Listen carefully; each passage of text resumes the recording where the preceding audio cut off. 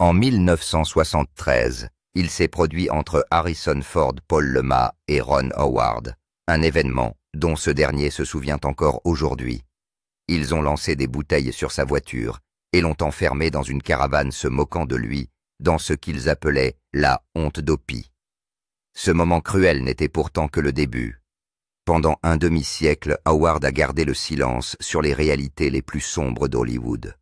Aujourd'hui, pour la première fois, il s'ouvre sur tous les accidents de plateau qui ont failli coûter la vie à des acteurs, les procès qui ont englouti des millions et les luttes familiales qui ont failli briser son mariage. Le réalisateur bien-aimé des Américains dit enfin la vérité, sans filtre sur son parcours douloureux et extraordinaire. Ron Howard est né le 1er mars 1954 dans la petite ville de Duncan, en Oklahoma. Son père Rance poursuit une carrière d'acteur et d'écrivain, tandis que sa mère Jon est également actrice. La famille n'a pas grand-chose. Les temps sont durs et chaque salaire compte. Mais en 1958, alors que Ron n'avait que 4 ans, les Howard ont embarqué tout ce qu'ils possédaient dans une voiture et se sont rendus à Hollywood. Ils poursuivaient un rêve, espérant que leurs 2 parents trouveraient un emploi stable dans le cinéma. C'était un pari désespéré, sans aucune garantie de succès. Ils se sont installés dans une petite maison à Burbank, luttant pour rester à flot tout en élevant leur petit garçon aux cheveux roux. Curieusement, ils vivaient à proximité d'un grand studio. Chaque jour, Ron voyait des acteurs en costume des caméras tourner et des équipes s'affairer. Au lieu d'aller dans une école maternelle ordinaire, il a passé ses premières années sur les plateaux de tournage à observer et à apprendre. Sans que personne ne s'en rende compte, ce déménagement en Californie n'a pas seulement changé leur adresse, il a discrètement façonné le reste de leur vie. Le 1er janvier 1956, alors que Ron n'a que 18 mois, il apparaît dans un film intitulé « Frontier Woman ». Le rôle n'était pas prévu, son père avait simplement besoin d'un bébé pour une brève scène et a décidé de l'utiliser. Ce moment unique, un bébé rampant sur un plateau de tournage, a marqué le début de quelque chose d'extraordinaire. Les Howard avaient encore des difficultés financières. Rance venait de quitter l'armée de l'air et chaque dollar comptait. Le 15 juillet 1956, le petit Ron jouait déjà dans une production théâtrale. Pourtant, ses parents refusent de le laisser devenir un autre enfant star exploité. Ils n'ont pas voulu signer de contrats à long terme avant qu'il n'ait atteint l'âge de 5 ans, un choix qui a failli les ruiner financièrement. En 1957, la situation s'est tellement détériorée que Rance a envisagé d'abandonner son métier d'acteur et de retourner dans l'Oklahoma pour travailler comme fermier. Mais ils ont tenu bon déterminés à faire ce qui était bon pour leur fils. Depuis 1954, ils suivaient une règle stricte, pas d'activité d'acteur à plein temps avant que Ron n'ait au moins 5 ans. Ils ont donc dû refuser des offres alléchantes en 1957 et 1958, même s'ils n'avaient pas les moyens de payer le loyer. Ils ont mis en gage leurs biens pour survivre. À la fin de l'année 1958, ils étaient sur le point d'abandonner complètement Hollywood. Mais en 1959, Ron a eu 5 ans et tout a commencé à changer. Cette même année, il a joué dans un film intitulé The Journey, obtenant ainsi son premier crédit à l'écran.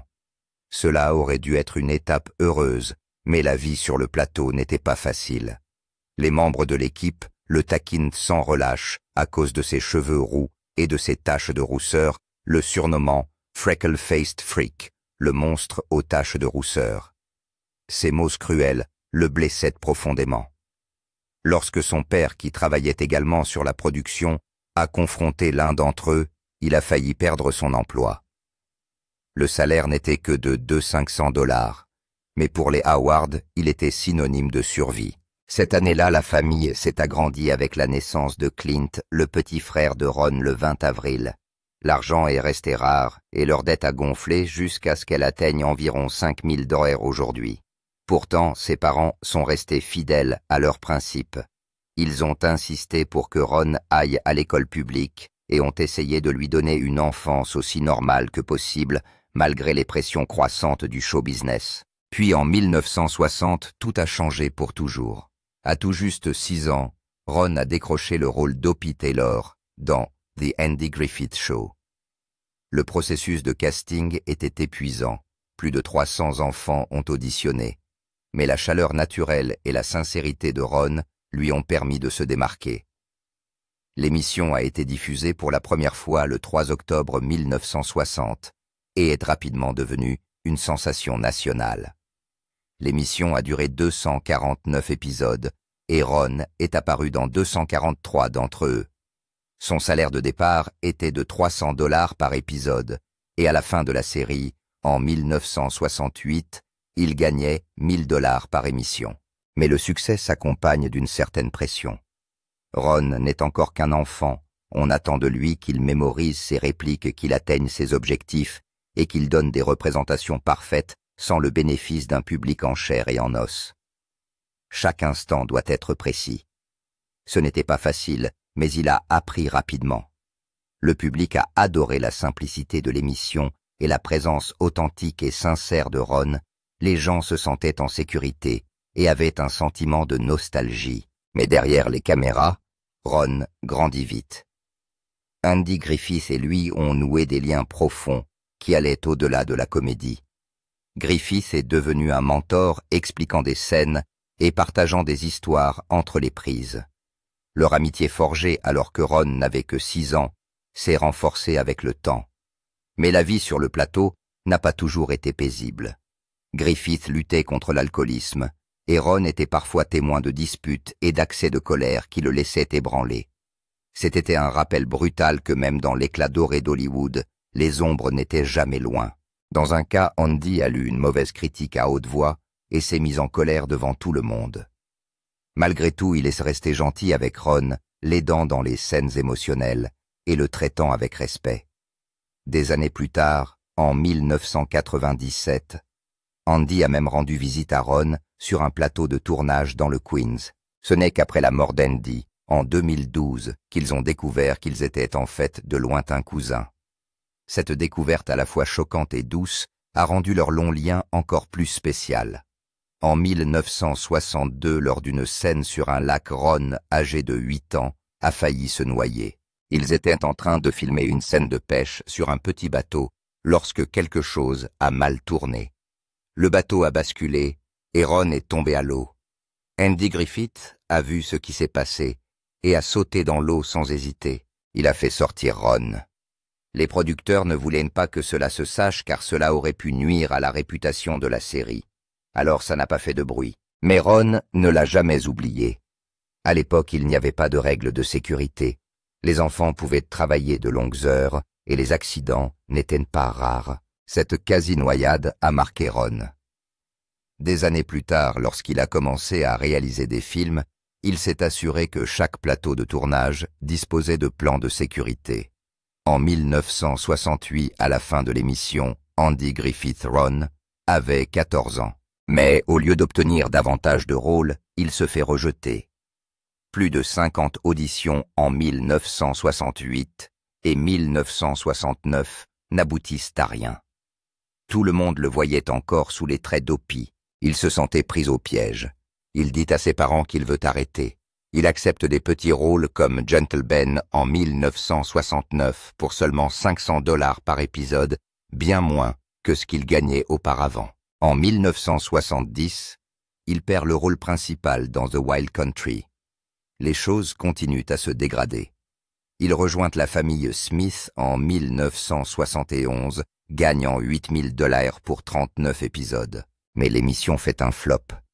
Tous ces rejets lui causent de l'anxiété qu'il cache aux autres. Parallèlement, il joue au basketball au lycée avec une moyenne de 12 points par match en 1972. Il essaie de vivre une vie d'adolescent normale, mais à l'intérieur il se sent coincé. En 1973, les choses changent à nouveau. Ron avait 19 ans et a joué dans American Graffiti. Il a été réalisé par George Lucas. Le tournage a commencé en juin en Californie. À l'extérieur, c'est passionnant, mais en coulisses, les choses sont difficiles. Les acteurs Harrison Ford et Paul La Matte l'ont malmené. Le 15 juillet, Ils ont jeté des bouteilles de bière près de sa voiture et lui ont crié de danser Opie danser. Ils l'ont enfermé dans une caravane le 20 juillet, lui faisant manquer des répétitions. Ils ont même corsé ses boissons. Tout cela parce qu'il avait été un enfant star et qu'il ne le respectait pas. Ron se restait silencieux. Il dira plus tard que c'était son seul moment de honte à l'égard d'Opie. Malgré tout, il s'en est sorti et a gagné 10 000 $. Des années plus tard, Ford s'est excusé, mais la douleur est restée en lui. En 1970, Ron avait rencontré Cheryl Halley au lycée. Leur premier rendez-vous a eu lieu le 1er novembre, et en décembre, une rumeur s'est répandue selon laquelle Cheryl était enceinte. Il n'avait que 16 ans. Les ragots ont explosé. En janvier 1971, Ron a démenti dans le journal de l'école. En février, les tabloïds s'en sont emparés. Il a perdu un rôle d'invité à la télévision d'une valeur de 2 $ à cause de cela. Cheryl était dévastée, mais ils sont restés ensemble. Ron l'a demandé en mariage 3 fois. Elle a finalement dit oui, en octobre 1974, et ils se sont mariés le 7 juin 1975. Ils sont ensemble depuis 50 ans. Ron l'appelle souvent son porte-bonheur. L'argent était toujours un problème après Andy Griffith. En janvier 1971, Ron commence à livrer des journaux. Il gagne 150 $ par mois et livre 200 journaux chaque jour avant l'école. Il avait besoin d'argent pour sortir Cheryl, mais le 5 avril 1971, il a été embouti par un camion alors qu'il se rendait à une audition. Il s'est fait une entorse cervicale et a dû reporter son prochain rôle. Les frais médicaux s'élèvent à 30 $ et il n'a pas d'assurance. La douleur est restée pendant des années et a affecté la façon dont il se déplaçait dans les scènes de films ultérieures. Même après qu'American Graffiti soit devenu un énorme succès, en 1973, Ron n'a pas gagné ce qu'il méritait. Le film a rapporté 115 millions de $ aux États-Unis. Est-ce pour un budget minuscule de 777 000 $. Mais Ron n'a reçu que 10 000 $ sans aucune part des bénéfices. Il a demandé à George Lucas 1%, soit plus d'1 million de $. Lucas a dit non. Cela a nui à leur amitié. Ron a dû accepter un emploi dans Happy Days en 1974 pour 1 000 $ par épisode, juste pour avoir un revenu régulier. Cette série a relancé sa carrière et l'a conduit à la réalisation. En janvier 1974, Ron Howard n'avait que 19 ans lorsqu'il a commencé à jouer le rôle de Richie Cunningham dans une toute nouvelle série télévisée intitulée Happy Days. Le tout premier épisode a été diffusé le 15 janvier et a attiré 11 millions de téléspectateurs. Au début, la série se concentre sur la vie d'adolescent de Richie dans le Milwaukee des années 1950. Mais en 1976, tout a commencé à changer. Fonzie, interprété par Henry Winkler, est devenu la star de la série. Soudain, l'audience a explosé. L'émission s'est hissée à la première place, atteignant 31 millions de téléspectateurs chaque semaine. La même année, les dirigeants d'ABC ont élaboré un plan. Ils voulaient rebaptiser l'émission Fonzie's Happy Days pour profiter de la célébrité grandissante de Fonzie. Rien qu'en 1976, les produits dérivés de Fonzie ont rapporté plus d'1 million de $. Mais Ron Howard n'était pas d'accord. Il avait été la star depuis le début, et maintenant il était mis de côté.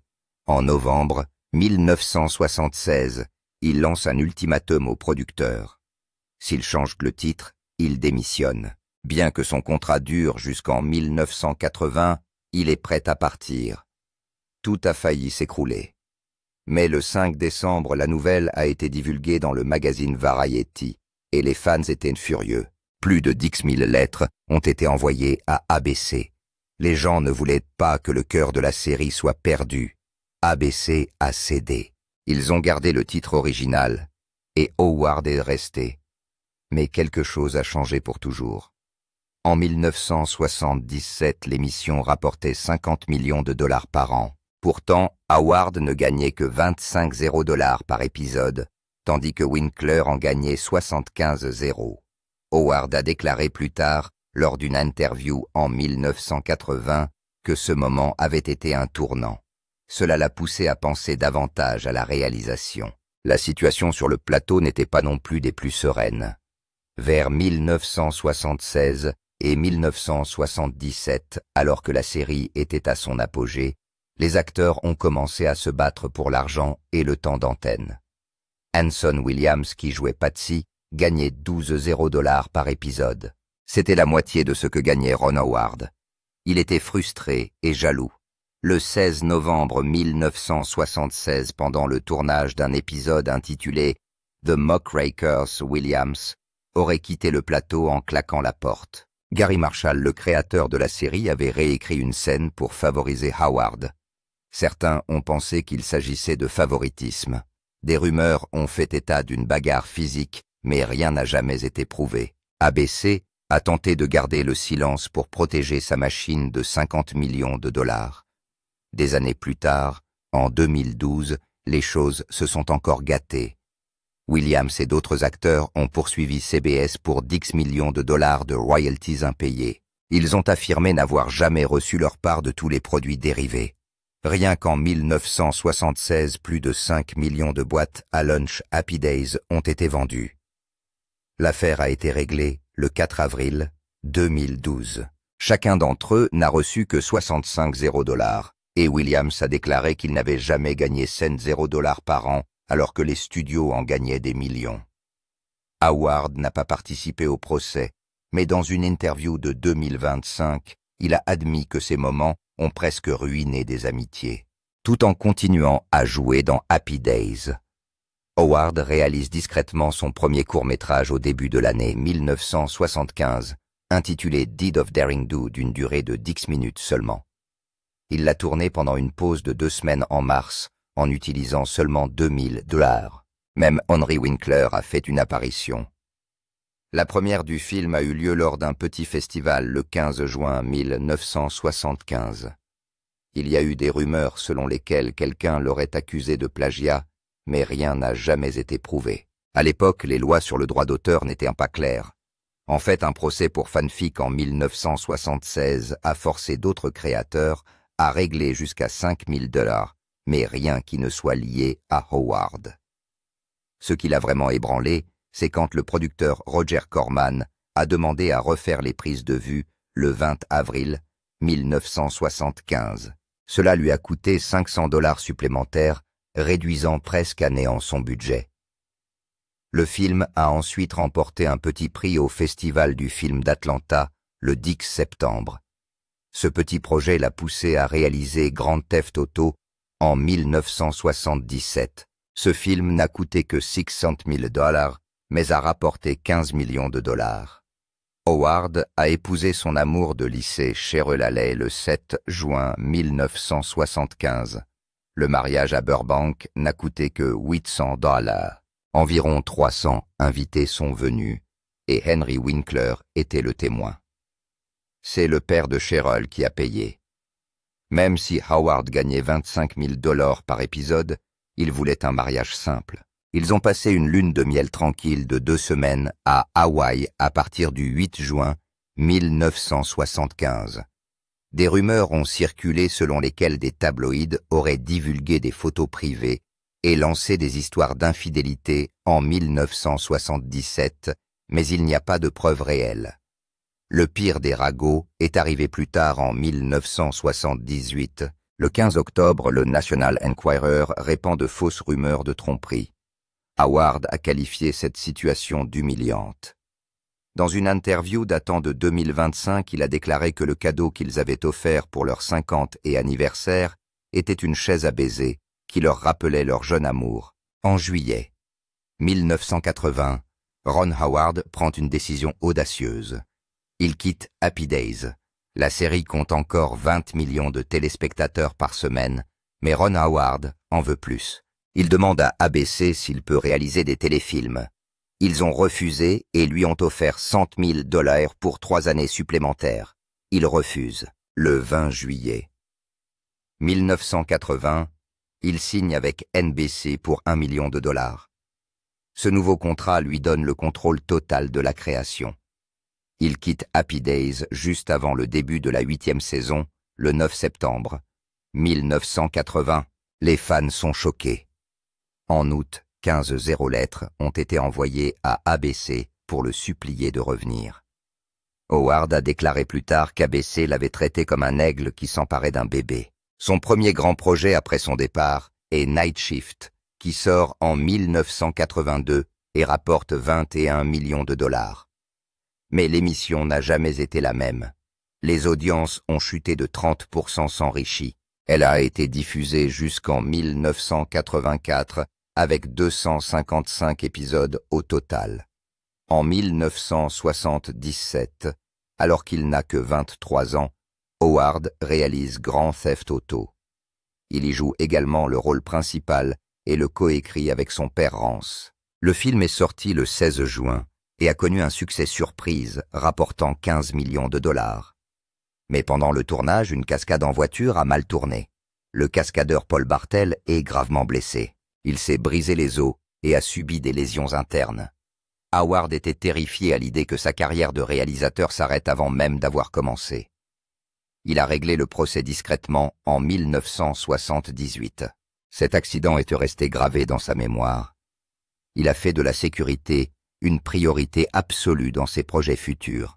En 1984, Howard réalise Splash qui sort en salle le 9 mars. Il a coûté 11 millions de dollars et en a rapporté 69,8 millions. Il a fait de Tom Hanks une star. Mais en coulisses, les choses se sont gâtées. Hanks avait des crises de colère en particulier à cause des changements de scénario. Le 15 juillet 1983, lors d'un tournage à New York, Hanks s'est mis à hurler avec l'équipe de tournage. Howard a dû intervenir pour mettre fin à une bagarre. Les studios ont failli annuler le film, mais Disney l'a sauvé en utilisant leur nouveau label Touchstone. 1985, pendant le tournage de Cocoon en Floride. Howard reçoit une menace de mort de la part d'un figurant en colère nommé Harold Jenkins.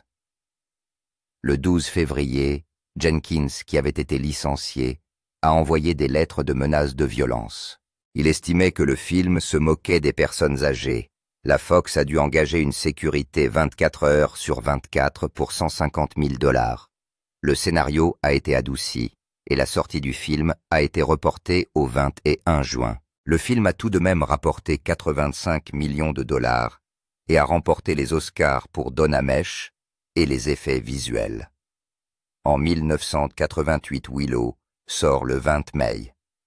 George Lucas en avait eu l'idée en 1972 et Howard l'a réalisé avec un budget de 35 millions de dollars. Le film a rapporté 137,6 millions de dollars dans le monde, mais a perdu 20 millions de dollars en raison d'un marketing massif et de critiques tièdes. Lucas et Howard se sont constamment opposés. En juin 1987, ils se sont disputés au sujet de coupes de 5 millions de dollars. Howard a failli abandonner. La vidéo amateur l'a ensuite aidé à rentrer dans ses frais. En 1989, Howard sort Parenthood le 2 août. Il a été inspiré par un voyage chaotique en Australie avec sa fille de 4 ans qui lui a vomi des sushis en plein vol. Le film a coûté 20 millions de dollars et en a rapporté 126 millions. Mais en mai 1989, la scénariste Elena Vasquez a intenté un procès à Howard, affirmant qu'il lui avait volé son scénario. Il a payé 500 $ pour régler le litige en juin. L'affaire a failli empêcher la sortie du film. En 1991, Howard réalise Backdraft, un drame sur les pompiers. Le 23 juillet 1990, une cascade a mal tourné. Un gigantesque incendie s'est déclaré brûlant la main et le visage de Kurt Russell. Une enquête de l'OSHA a révélé de graves violations des règles de sécurité. 3 autres membres de l'équipage ont également été brûlés. Howard a déclaré plus tard qu'il ne savait jamais quand le feu se retournerait contre eux. Le film a tout de même rapporté 152 millions de dollars et a été nommé aux Oscars pour les effets visuels. En 1995, Apollo 13 est sorti le 30 juin. Il a rapporté 355 millions de dollars dans le monde, mais le tournage a été difficile. Tom Hanks exigeait l'exactitude des transcriptions de la NASA. Le 12 octobre 1994, il insiste pour que le scénario soit réécrit. Le 15 octobre, toute la production est arrêtée, ce qui coûte 2 millions de dollars. Howard a menacé de démissionner le 18 octobre. Le personnel de la NASA a dû jouer les médiateurs. Le film a ensuite remporté les Oscars du montage et du son en 1996. En 1996, Ransom est sorti le 8 novembre et a rapporté 309 millions de dollars. Mais pendant le tournage au début de 1996, Howard a reçu des menaces effrayantes qui reflétaient le film. Le 14 février, quelqu'un a envoyé des lettres menaçant ses enfants. Le FBI est intervenu. Des téléphones sur écoute et des voitures louches ont été découverts près de sa maison. La famille a dû déménager le 5 mars. Aucune arrestation n'a eu lieu, mais les suspects ont fui la Californie en avril. Howard a déclaré plus tard que ce film était son œuvre la plus personnelle. En 2000, le film Le Grinch est sorti le 17 novembre avec Jim Carrey dans le rôle principal. Il a rapporté 345 millions de dollars. Mais le tournage a été brutal. Carrey devait passer 2,5 heures par jour à se faire maquiller. Le 22 mars, il a craqué. Il s'est battu avec Howard et l'a même bousculé.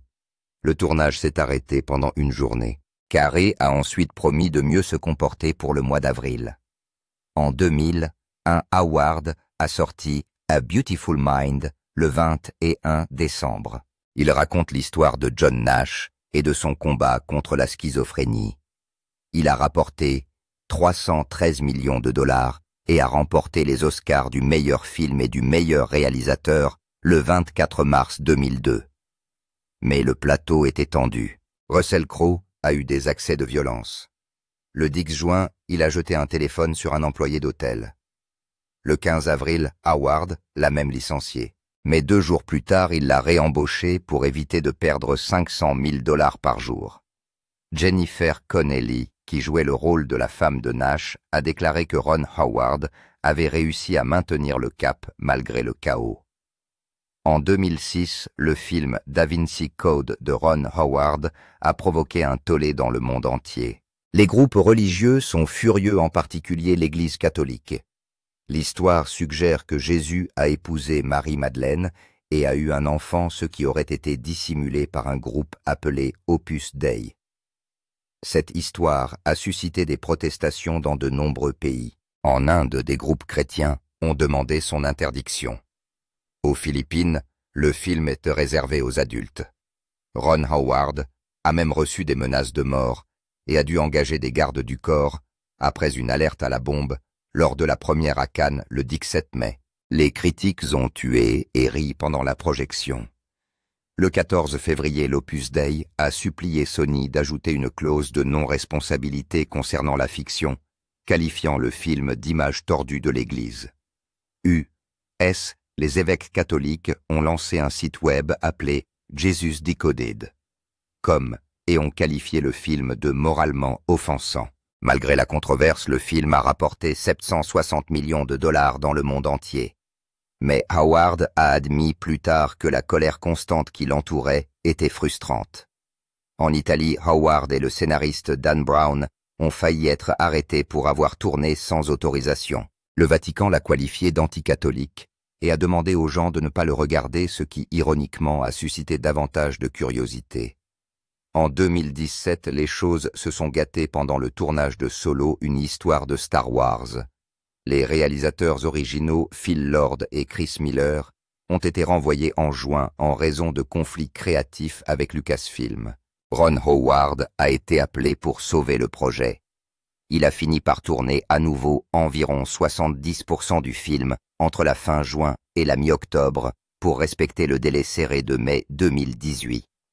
Cela a fait grimper le budget à 275 millions de dollars. Selon des fuites, Howard aurait ruiné le film en supprimant le style amusant et risqué, pour le remplacer par un style Star Wars plus classique.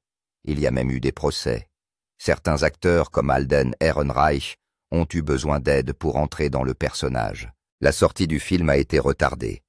Lord et Miller ont décidé de ne pas prendre le titre de réalisateur et ont accepté celui de producteur exécutif à la place. Les fans n'ont pas apprécié et ont même lancé des pétitions contre Howard. Certains initiés ont déclaré qu'ils n'avaient pas tenu compte des premières images, ce qui a provoqué des bagarres sur le plateau. Le film a tout de même rapporté 393 millions d'euros, mais bien en deçà des attentes. Les avis divergent sur la question de savoir si Howard a joué la carte de la sécurité. En 2009, Anges et démons a apporté à Ron Howard de nouveaux ennuis. Le film dépeint l'Église catholique comme l'ennemi avec une histoire rocambolesque sur les Illuminati et l'antimatière menaçant Rome. Le 3 mai, Ron Howard a déclaré que le Vatican lui interdisait secrètement de filmer à l'intérieur des églises, ce qui a obligé son équipe à construire de fausses versions. Il estime que ce boycott caché lui a coûté 50 millions de dollars de recettes. Bien que le journal du Vatican ait ensuite qualifié le film d'inoffensif, il avait d'abord refusé de le soutenir. L'archevêque Felicio de Paulis a averti en avril que les protestations risquaient d'aggraver la situation, comme ce fut le cas avec le Da Vinci Code. Un autre dirigeant catholique, William Donoghue, a demandé aux gens de ne pas boycotter, mais de diffuser la vérité. Certaines églises ont même refusé l'accès au tournage parce que l'histoire comprenait des meurtres. Le film a tout de même rapporté 485 millions de dollars, et Tom Hanks a déclaré qu'il était destiné à susciter la curiosité et non la colère. Contrairement au film précédent, le Vatican est resté silencieux. En 2015, Imagine Entertainment, la société de Ron Howard, a fait l'objet d'un grave procès pour le film The Good Lie 2014. 54 réfugiés soudanais ont affirmé que leurs souffrances réelles avaient été utilisées dans le film sans rémunération équitable. Le 19 février, ils ont déposé une plainte de St. un page à Atlanta. Ils ont déclaré avoir partagé des histoires déchirantes de famine et d'évasion de milices en échange de 55 $0 et d'une promesse d'aide. Le film est sorti le 3 octobre avec Reese Witherspoon, mais les réfugiés ont déclaré qu'ils n'avaient jamais vu un centime. Les producteurs Bobby Neumayer et Mike Nagel ont été accusés d'avoir rompu leur contrat. Les fans ont été choqués car l'équipe d'Howard avait récolté des millions pour l'aide aux réfugiés. Le procès s'est soldé en 2017 par un accord secret. Howard n'a pas été personnellement nommé, mais les réactions ont été vives. Le film n'a rapporté que 3,2 millions d'euros aux États-Unis. Mais il a laissé une forte impression en raison de la douleur réelle qui se cache derrière. Pendant le tournage de Rush en 2013, un terrible accident s'est produit. Le film traite d'une véritable rivalité en Formule 1 en 1976 et lors d'une scène où l'on recrée l'accident de Niki Lauda, un cascadeur nommé David Crowder a été blessé. Le Air août, lors du tournage de l'épave au Nürburgring, une suspension a cédé et la voiture s'est écrasée.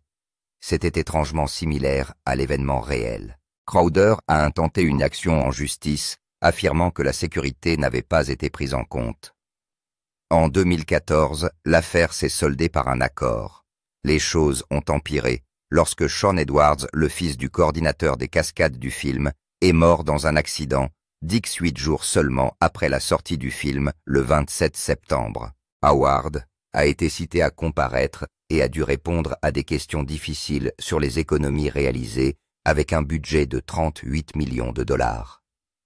Rush a rapporté 90 millions de dollars, mais beaucoup ont dit qu'il glorifiait trop le danger, d'autant plus que de vraies images de l'accident de Lauda ont été utilisées. En août 2025. Bryce Dallas. Howard, la fille de Ron, a affronté de front le débat sur le bébé Nepo. Née le 2 mars 1981, elle s'est exprimée dans le cadre d'un podcast intitulé Happy Sad Confused, affirmant qu'elle était pleinement consciente de ses privilèges hollywoodiens. Son père Ron son oncle Clint, né en 1959, son grand-père, Rance 1928-2017, et sa grand-mère, Jean 1927-2000, ont tous travaillé dans le milieu.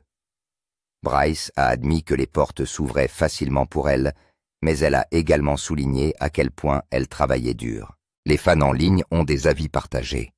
Certains ont salué son honnêteté, tandis que d'autres se sont demandé si Ron l'avait aidé à obtenir des rôles.